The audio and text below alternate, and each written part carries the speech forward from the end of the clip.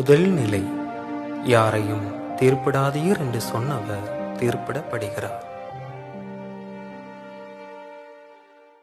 நீதி விதைத்தவர் தான் நம் முன்னை நிற்கிறார் சபை நடுவில்.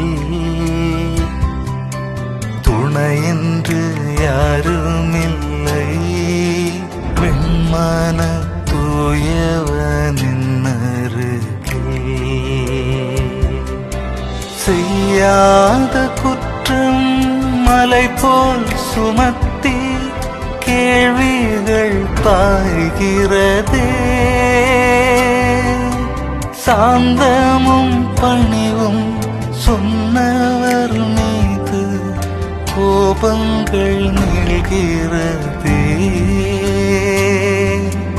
மரணமே தீர்ப்பாய் சொன்னதும் கண்கள் சிலுவையை